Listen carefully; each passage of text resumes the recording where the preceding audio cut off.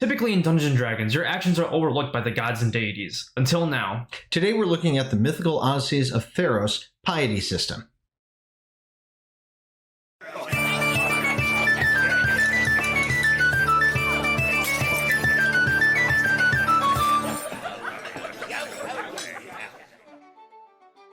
Welcome to the Homebrew Crew. I'm Tony, this is Sean, and we have a new release today on D&D Beyond. Yes, so if you have purchased this digitally, you can actually access the new Theros content for D&D. It introduces a lot of good stuff, more so importantly, the theme of this Greek gods that are now introduced in Dungeons & Dragons. It's really cool to have the gods actually play some sort of role in the world other than being just this thing that people worship. Yeah, and typically it's interesting because whenever we have a person make a character like, oh, I believe in this god or I follow this deity, but very rarely do you actually see that person, follow through with that or feel motivated to actually, kind of act towards that god. Absolutely, and this content is just, obviously you can replace the gods with gods that are in your campaign. That's totally fine. But if you take a look at how this is structured, it gives you rules for interacting with them, how you're supposed to pray to them, all these great stuff. It's an awesome thing, but I really love what they did with the piety system. Yeah, basically it's kind of the system that motivates the player to actually kind of behave as that god would want them to, and they're rewarded either with special abilities or even, upgrades to certain items. So I thought it'd be cool if we took a look at it. Now you have to bear with us. This is new technology. This is beyond the class-o-matic for us. Yes, exactly. All right, let's try the fade. I don't know if that's going to work. All right, so here we go. This is our D&D Beyond. Welcome if you've never seen it.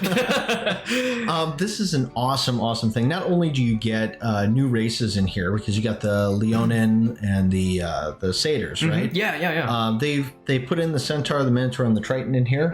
Very well themed. But the thing we want to look at is right here in Chapter 2. Yeah, and it's very deserving of its own section because they actually go into a lot of detail about how not only how the piety system works, but also how people would celebrate their god, how you would worship it, whether it's building statues, having feasts, putting on ceremonies, and things like that, and kind of helping you dive deeper into the role-playing mechanic as well. Absolutely, and if you take a look at how this section works with it, right? It's a point system. Yes. Right? So you end up getting points depending on what you do to impress your god or to unimpress them, I guess. Yeah, and it kind of reminds you a bit of like a reputation. Yeah. Right, yeah, exactly. And it kind of works like a reputation system, like with guilds or like certain factions in a regular game. But this time you're kind of working with the god. And it's interesting because they even mention how gods in this realm aren't completely omniscient, but they have a way to keep an eye on you, especially if you're in their house of worship. And it's a really cool thing too, because as you start with a 1 point in there, right. And as you keep going on, the relationship with that god, it actually gives you like mechanics on how to interact with them, what gods they like as well, so you know which ones are on your side. I don't understand how the Wanderer finds his way around. It's a little difficult, I think considering. it's the stick, actually. Yeah. He's got the drape over his face there. But it gives you all this great background on them as well. And then here's how the system works. So there's different things that you can do to earn their favor. Yeah, and in case you can't think of anything, you can always roll for it as usual.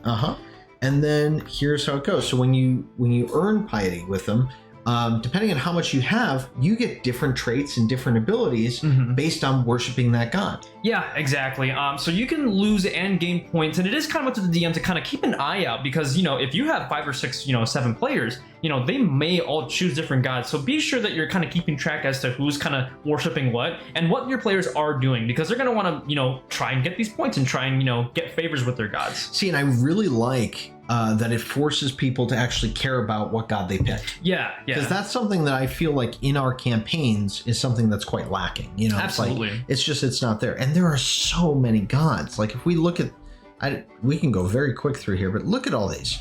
Not to mention some of the fantastic artwork that's involved. I love the artwork that they did with this supplement. Absolutely gorgeous, a lot of this stuff with it. Now, in addition to that, with the gods, we're going to scroll back up here. Sorry, folks. I know that was interesting.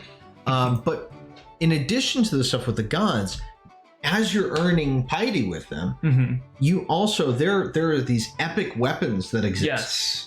Yeah, and the weapons are really interesting because not only are they very powerful and useful, as you're increasing certain piety with certain gods, the weapons themselves actually get upgraded, you know, depending on how you're progressing, which is really, really cool. Yeah, it is awesome. And like here, for example, these are artifacts, right?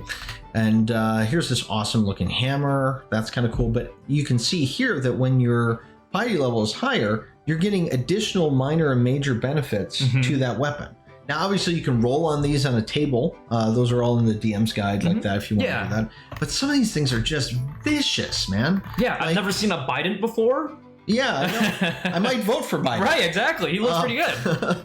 But here, see this? Like this is the god of death, though. I guess. Yes, right? Erebos. Yeah, which Erebos is actually a really cool one. Again, kind of like a bit like your Hades, kind of. But he's really, really cool because his weapon is a whip.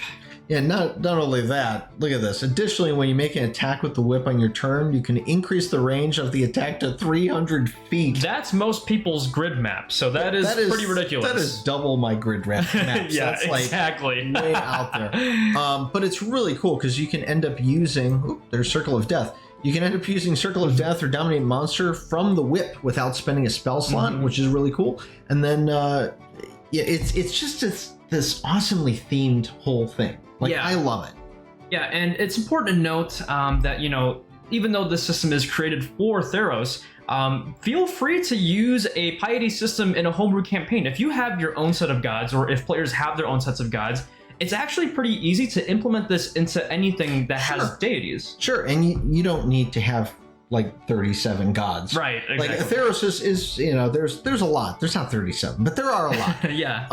But yeah, I mean, even if you did a pantheon of like 12 gods with it, you could still make this work. This mechanic is just awesome. Yeah. So it's a pretty awesome thing. I love this content. I definitely want to try this out. You can pick it up on D&D Beyond. It's Mythical Odysseys of Theros. But I believe it comes out physical book in July.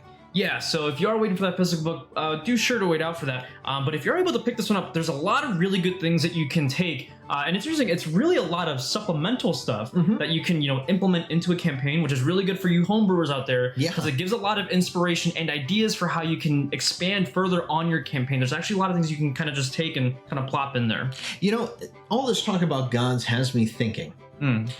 What would you guys actually put together for your pantheon? I'm sure you guys have put together different things for your campaign. You've had different gods. What's the most favorite god that you've ever made for your campaign? I'd like to see it. Write down in the comments below. Let us know what you think about it. And we would just love to, you know, kind of brainstorm a little bit. Or if you've created one and it happens to be some kind of epic monster or something, you can actually send it to us at dmbrewcrew@gmail.com. We do also review regular homebrew stuff, so be sure to subscribe if you do like our content. If you want to get a notification as soon as we upload a video, be sure to hit that bell as well. That's right, and remember, the best campaigns are always the ones that are homebrewed, and sometimes ones that steal things from ancient mythology and other systems. So until next time, keep brewing.